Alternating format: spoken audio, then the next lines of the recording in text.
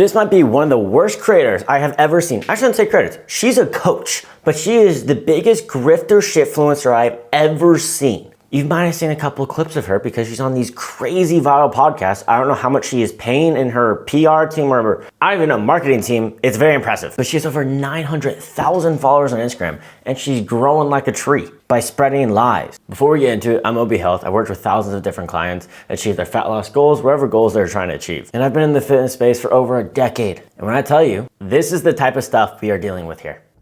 Is fruit making Americans fat? Yes. It's how fast she answered that. Is fruit making Americans fat? Yes. Yes. Statistically speaking here, Vermont, one of the skinniest places on earth, in America at least. You know what they do? They have one of the highest fruit consumptions. So the data is actually speaking against you. Fruit tastes fantastic. It is baffling. This is the type of content we're about to be reviewing here. And if you're thinking, oh, she's preaching, you really think fruit is making you fat. You'll see her message. There's a whole vendetta, but we'll finish the video. Fructose, for one thing, all fruit breaks down to sugar, but then it also breaks down to fructose, which creates a lot of visceral fat. So fructose is really hard on the liver. The liver has a hard time processing it, but it also creates a lot of internal fat. I love how she doesn't separate the difference between fructose that comes from corn syrup and high fructose corn syrup versus what comes from fruit. It's way different when it actually has fiber. Fiber blunts the blood sugar response. You'll learn. This is important later. She's obsessed with blood sugar, but we will continue. So there's a massive difference between you having fruit and having high fructose corn syrup. Your body does not see it the same. Your body responds, there's so many vitamins, there's so much fiber, there's so many antioxidants, so many different things, but you're just separating it to fearmonger it.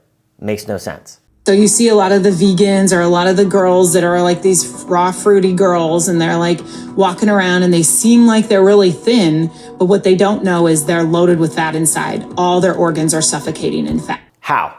How is that possible? Their body's losing fat. So you're telling me this fat is being redistributed internally and we won't be able to see it. Not like our body puts visceral on fat usually first around our organs and then we put on more fat externally, and that's why you see this huge pouch. I swear when I see a creator start mentioning visceral fat and mentioning things that they can't prove, just logically speaking here, if someone looks very thin, how much fat do you think they're on their body versus someone that doesn't look thin? Just visually looking at them. It's not rocket science. There's no hidden vendetta. And she's just trying to push this narrative. This girl looks happy. It's a happy human being that's in great shape. Yeah, vegan diet, you can be deficient in protein and certain things, but if you're really good about it, you can get all your micronutrients and everything. It's just, yes, it is harder to get protein and things like that. I'm not gonna sell a fantasy. But let them be if it's for like their beliefs. If they wanna do that, all power to them. I've worked with vegans many times. They can get results, they lose fat, and they gain muscle. They got exactly what they wanted. What? Yes, the vegans, the fruitarians, the people that eat a lot of like carbs, those people have it the worst. And when you have visceral fat, you have fat around, suffocating your heart.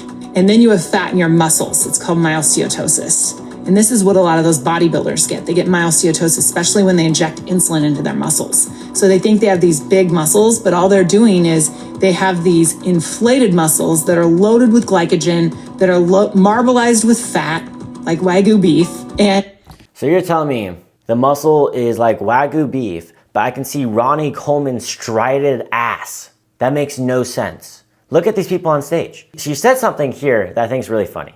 You're gonna see throughout this video, she hates insulin. Her big claim to fame is her husband is type 1 diabetic, so she knows the ins and outs of insulin. No, she doesn't. Insulin is actually quite anabolic. Bodybuilders actually run insulin. She mentioned that. It's pretty interesting she mentions that, so she's aware of it. It's the most potent compound a bodybuilder will ever run. I'm not saying you should do it. It's the most dangerous thing. They're willing to risk their life for the gains they get on it. By no means are you supposed to do it. But they look incredible. They're gaining all this muscle because insulin is not just a fat storing hormone. It's a naturally occurring thing in your body and you're supposed to release and secrete insulin. It's what your body meant to do. Like it's made to do that. And it delivers nutrients to the muscle and then you store glycogen in the muscle, which improves performance. It makes it so you don't have as much fatigue, increases ATP production, increases muscle contraction in the gym, and it's a better source of energy, especially for high intensity workouts. It is baffling. She's making you fear fruit. Remember, that's the start of the video. Fruit. Do you really think Ronnie Coleman or any bodybuilder on stage looks like marbleized Wagyu? Yeah, bodybuilders get bulked up. I understand that. That does not mean they're fat. They lose a bunch of fat after. They're loaded with visceral fat. No, they're not. Well, people think fruit is healthy because it grows in nature. So She hates fruit. What did fruit do to her? Did she eat a fruit when she was younger? Now she has a whole vendetta against it. Her mother made her eat some fruit and she's like, I don't like it, Mom. I don't want to ever eat it again. I'm genuinely curious what her beef is with fruit. That isn't, all right, let's see. think that it's the natural thing to do, but it has been processed through selective breeding. It's really not as natural as they think it is. Now, is it better than eating a Twinkie? I mean, it's really just a matter of toxins. So if someone saw this and they saw your video, they would think a Twinkie and fruit are the same equivalent because of the toxin level. Do you understand how dangerous of rhetoric you are teaching right now? You are spreading so much dangerous information because you speak with so much conviction and confidence, people will believe you. But if you think about it logically, you take away, she says a bunch of big words. That's a sign of a simpleton. They regurgitate a massive word to sound smart and act like an authority figure. Anyone that is actually intelligent can relate a subject matter down to a 6th grade level because that's showing a mastery. You can teach anyone the subject matter. You don't have to say big words to sound smart. The true master of everything teaches to everyone. They can use analogies. They can do certain things to get the point across so more people can consume it. You don't use big words to scare people. In her case, she's saying toxins, and a lot of people don't understand it. I know it's not a big word, but she's going to talk about pesticides and things like that. Do you understand eating fruit has fiber? She's a blood glucose warrior, insulin warrior. Fiber delays that. It bluntens it. So in her theory, she's wrong. Her own rhetoric is wrong. She's contradicting herself because she says blood sugar is the thing that matters. Twinkies and fruit have a completely different response in their blood sugar because of the fact it has fiber, antioxidants, so many vitamins, so many different things that can benefit you in your life. And not to mention, it tastes amazing. You can have a pound of strawberries for 200 calories. You can eat a whole pound of watermelon for like 200 calories. Are you kidding me? Is that not a recipe for fat loss? Feeling extremely full, very sweet, gets that sweet tooth away. You can get a very full stomach, and fiber makes you feel more full, expands the stomach, is amazing for your gut health. Crazy. Let's see how she justifies this. If the apple's sprayed with pesticides and herbicides, then probably not. My doctor at the time told me to not eat fruit while I was pregnant. And I said, why not? I thought it was healthy. And he said, it's going to make you fat. You don't want to get fat when you're pregnant. It's going to make everything harder for your baby. You'll end up with gestational diabetes. And I didn't understand him at the time because I was 19 years old, but now I totally get it. Fruit does make you fat. She doesn't even know her own message. She demonizes doctors because she says they want to push pills down your throat. Yet, she just said her doctor told her a nutrition thing. She took it to heart and now she believes it. Which one is it? Do you listen to your doctor or not? Your doctor definitely didn't say this. I've never heard of a doctor ever demonize fruit. It's not going to make you diabetic. It's actually going to probably improve your blood glucose levels. There's so much research to back my statement right there. No doctor ever told you this. But in so many videos, you say doctors spread lies so they can medicate you and profit off you. Which one is it? Make up your mind. Fruit is not making you fat. People believe that you need to work out really hard because that's the only way they can actually grow their muscle. And it's because they're eating a bunch of peasant food, a bunch of fucking shit that don't grow their muscle. And they think it does because they're like, oh yeah, the carbs, let's blow out our muscle with insulin. And it's really not that much. It's crazy that they prioritize these carbs to blow out their muscles. I've never heard someone that prioritizes carbs for muscle growth. We all know protein is the muscle builder, flat out.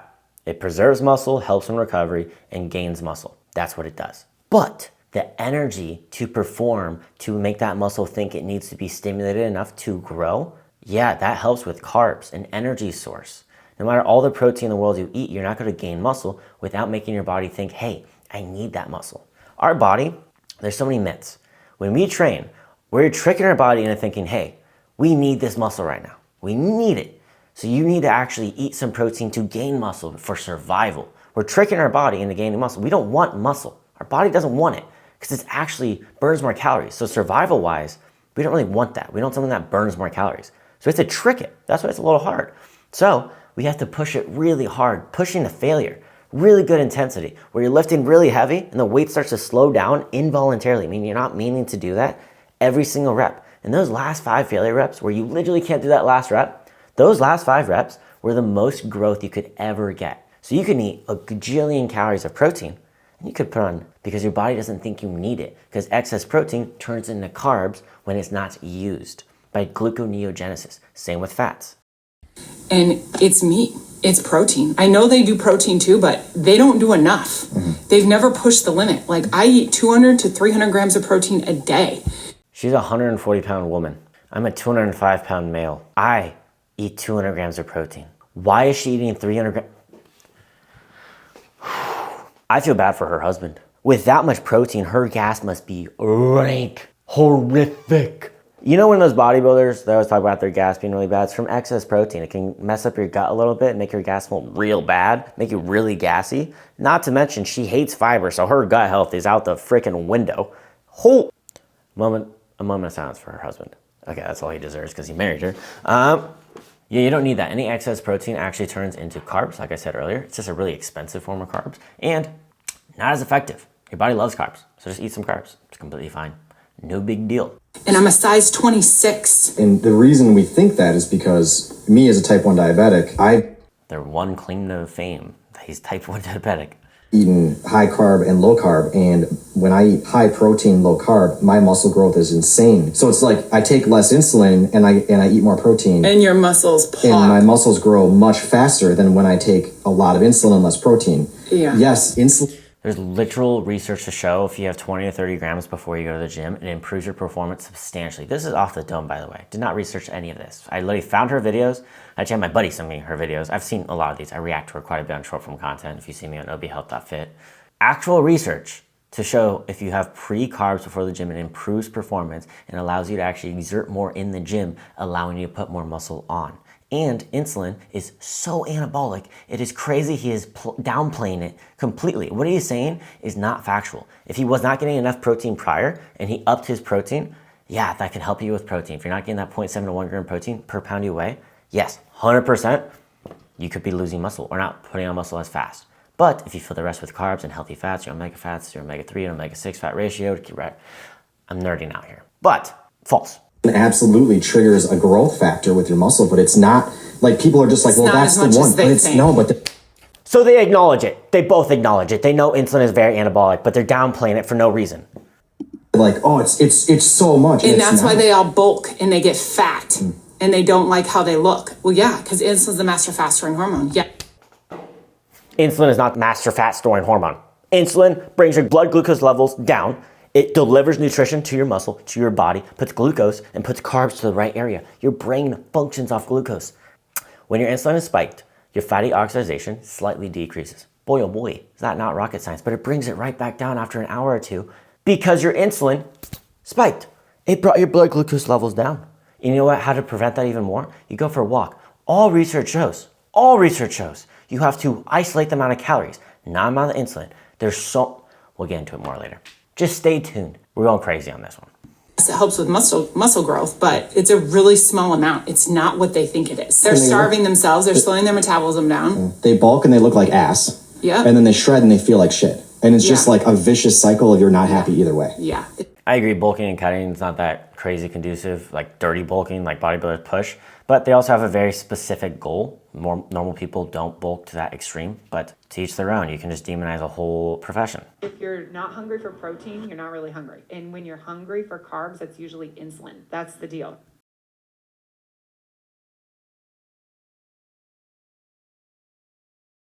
And I want a carb source. It's because my insulin is spiked. Even though I've ate no food, my insulin is making me want to eat carbs, even though it's at an all-time low because I'm fasted.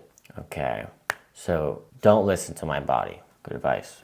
Good advice. She's stellar. Honestly, I don't even know why I'm making this video about her. Calories are bullshit. They're I'm losing hope in society.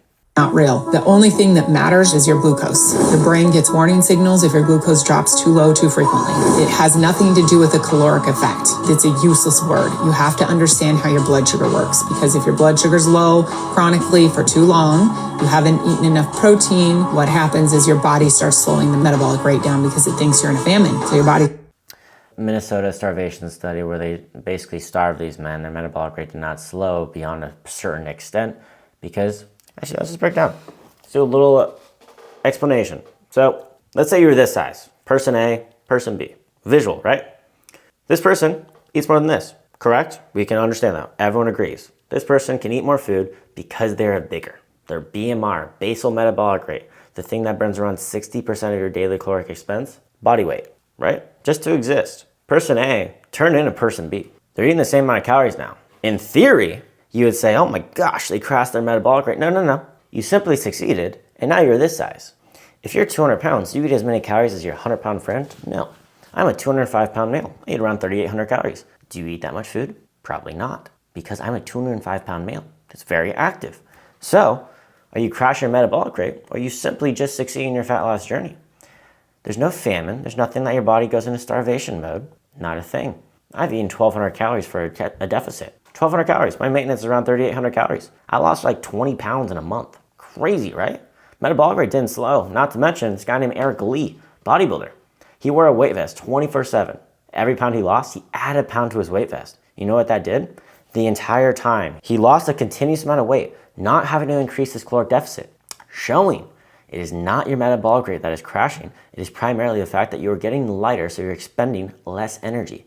Because it's heavy. You're holding weight on your body. You're burning calories just by existing. It's crazy. You could burn those calories in a coma because you are bigger. It's crazy how that works. So you're not crashing your metabolic rate. It has nothing to do with your insulin at all. There's actually a really cool study. They did 4 different diets. This is what I was going to refer earlier, but I had a feeling she's going to say this because she says this quite a bit. 4 different groups. One did protein, high carb, high fat, intermittent fasting. Actually, I know the 4th group. This is all off the dome. They ate 60% of their caloric intake. So meaning they ate 40% less than they normally do. You know what happened? They all lost weight. Even the high carb group, they ate English. What is going on? They ate a high carb diet. They lost weight the entire time, spiking that blood sugar constantly. Crazy, right? The only difference in the groups, the high protein group gained muscle, actually kept more muscle on and lost more pure fat. Only difference in the study showing protein, like you all know, keeps muscle. It's a great macronutrient. That's the only difference. So they were spiking their blood sugar constantly. They're losing weight due to the fact that they were in a caloric deficit. And every single study has to isolate the amount of calories to get any consistent result. Why do you think that is? Interesting. Not to mention intermittent fasting versus caloric deficit. A continuous caloric deficit lost the same amount of weight as the intermittent fasting group. You know why? They ate the same amount of calories. You know what's actually cooler? The continuous fat loss, the continuous deficit, kept more muscle on. Interesting. Not going to turn new cells over, anti-age your body and build new cells if you're under a famine. All those processes require metabolism. And if you're giving out warning signs that you're under a famine, your body will slow your thyroid function down to preserve itself. No. Anything sweet tasting will make your body produce insulin. See, This study got debunked so long ago. Not to mention, if we want some anecdotal evidence, because she loves anecdotal evidence. Anecdotal evidence is meaning I said this or it happened to me. It's not good research, but she loves it. This guy named Insulin Resistance or something like that on Instagram, he tested a Coke Zero. His insulin didn't spike. Shocker. Because there's no calories. There's nothing to induce an insulin response. Anything sweet doesn't cause it. It's the energy that is in the body. Our body doesn't register sweet. It doesn't happen like that. It registers glucose. It doesn't matter if it's sugar. It doesn't matter if it's coming from bread. It goes to glucose, and our body sees glucose. And it spikes because it's trying to bring our blood sugar down. Our blood sugar doesn't spike because there's nothing going in the body, in its brain. It doesn't process the calories.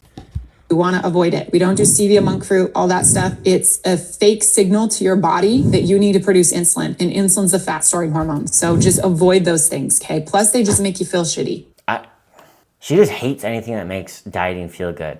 I swear people want to feel bad while they're dieting. They want to enjoy the pain. They want to feel like they're doing something. And that's what's not sustainable. When you hate what you're doing, it's not long term. That's why so many people yo-yo diet. There's research on it. People lose the weight and they gain it back within the first 6 months, around 80 to 90% of the time. It's because they do it in such extreme measures. Following advice like this, at Coke Zero, it has been shown if you drink diet soda versus water, you lose more weight drinking just diet soda during a caloric deficit and keeping the weight off longer than drinking just water. And you have to think about this logically. I always try to just be basic. If you're getting rid of your sweet tooth while adding carbonation, so you're not going to have more cravings because you're curbing it for 0 calories. You're getting carbonation, which artificially makes your stomach feel bigger, making you feel more full. Tracking? So adding those 2 elements will allow you to stick to a caloric deficit better. It's not boosting your metabolic rate by any means. And you keep it off longer because you're not suffering as much. It all makes complete sense. By no means am I saying, don't drink water, drink only diet soda. I'm just showing, don't fear it. It can actually be utilized, and I utilize it all the time with my clients. Some people fear artificial sweeteners because of people like her. It makes no sense. And before I get the comment, oh, your gut lining. If I wanted to have any gut issues or any issues at hand, I would have to have 40 cans of Coke a day for my size. Are you kidding me? I would have more side effects from the caffeine and liquid alone. This is modern day fuckery right here is what this is. Protein powders, they are junk. They'll try to sell you over an ad that the protein powder is going to help you bulk up, and it is not true. False. Protein powder is the most bioavailable form of protein. Pretty cool, right? Pretty cool. I love protein, as you can tell. Background here. I drink it like it's my religion. I'm not telling you anything. It's the most bioavailable form because it's branched chain amino acids. Your body does not see meat. It doesn't see eggs. It doesn't see anything. It sees branched chain amino acids. There's 9 essential ones. There's like 20, but 9 essential ones that your body needs for growth. Protein has all of them. Pretty cool. You know what's crazy? Protein powder is food derived. Whey, it's that liquid that's on top of cheese. We just dried it and turned it into a powder. Shocker. And it's the most bioavailable form. The only thing that rivals it near it is eggs. That's crazy because all food has different branched chain amino acids. So you're demonizing the most optimal form of protein because you don't understand it, so you fear it.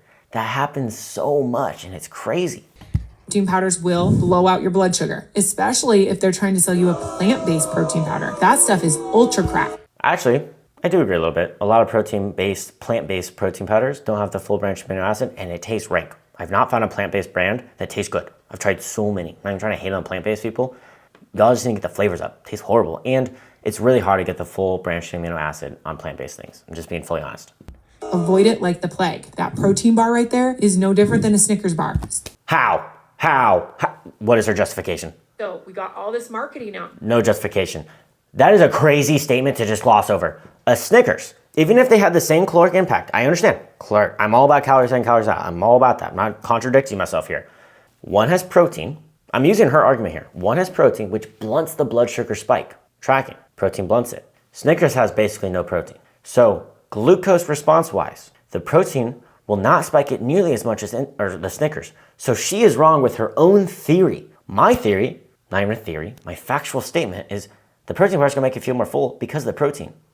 It's that simple. It's not a Snickers. It's like saying a chicken breast is the exact same as a potato. Actually, no, potato's a bad option. It's like a chicken breast and rice. That's what you're saying is the same because they're both 200 calories worth. No, false. Here that's telling you, eat your protein bars, drink your protein shakes. This is not how you should be eating. This is modern day fuckery right here is what this is. This is junk food. So, I mean, her name is Primal, so she doesn't have the brain of a modern day person. So she doesn't understand that it's a real simple option. If you just get a scoop of protein, it's 25 grams of protein for 130 calories on average. That's the generic brands. And it tastes great. Helps you adhere to a caloric deficit and you can enjoy your diet. You can make so many protein items. It's so wild how much she just doesn't understand something. It makes you fear it. It's interesting. It's like the Salem witch trials. Kind of reminds me. Her Primal Times. It's a little ahead of her Primal Times, but she might understand it. Where if a woman was smart and they didn't understand it, you guys know what happened. They called her a witch and did some things. It's kind of what she's doing with food. It's interesting. She doesn't understand something, so she makes you fear it with her because she fears it. It's interesting. It's really interesting. That piece of bread has 4 teaspoons of sugar in it. Even though they didn't put the teaspoons in the batter, when you eat it, that bread breaks down to glucose. That's crazy. This is the most factual thing she said this whole time. That's completely true. Your body just sees glucose. Good job. And so even though I'm like mostly keto, that little bit of cheating with the carb is what that I'm just throwing it over the top. Yeah, I mean, you can work it off. Like you can go out and do 500 or 600 meter sprints and your body will utilize that glucose you just ate. So she's acknowledging that high intensity training uses glucose and actually prefers it. Interesting. But if you're not, and if your glycogen stores are super full and you've got a bunch of insulin sitting on your fat cells, you're never going to be able to get ahead. It's just going to be compounding over and over. And every year you just gain 5 more, 10 more. If she just changed the word of excess excess insulin with just excess calories, she's completely correct. If you eat a bunch of calories and you don't utilize them, calories in versus calories out, you will gain weight. I think she's just missing a big step, calories versus insulin. And I can just keep going. Like, genuinely, I can keep going. Let's see what else. You need fiber. How are you going to poop just eating meat? Humans do not have the enzymes to break down cellulose, therefore fiber is not beneficial for us.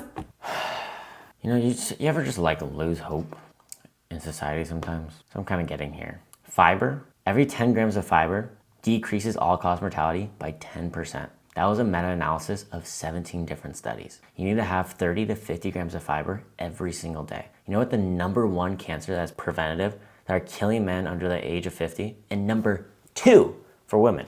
So number 1 killer for men, number 2 for women is colon cancer. What number 1 thing that prevents colon cancer, or one of the number 1 things? Fiber content. So that rhetoric is quite literally killing generations. The younger generation that's consuming a lot of social media. It's really sad. Fiber, yeah, it's not essential, just how carbs are not essential. But if you want to live a long life, wouldn't you want it? Working out's not essential. Eating protein, actually, there's an essential protein. I can't say that. Working out's not essential. Walking's not essential. Truly, it's not essential to walk. Think about it. There's no essential amount to have 2 kidneys. There's no reason to wear clothes. It's not essential. It's not essential to have AC. It's not essential to have a roof over your head. But we do it. We use it. Same with the working out. We do it so we can live a longer life. It's the same thing with fiber. So you really have to acknowledge how much misinformation she is spreading. I can keep going. I mean, I have a lot of footage that my buddy gave me, but I'm just gonna stop it there because it genuinely upsets me. Because I've had to overcome so many things. I had a female client, a woman, and she fears diet soda. She fears processed foods. She fears all these things because of people like her. And the crazy thing is, she's afraid to eat the food of one of her favorite creators that has her dream body because she was told it makes you fat. The irony in that. She can't follow the diet of the person she wants to look like. Interesting.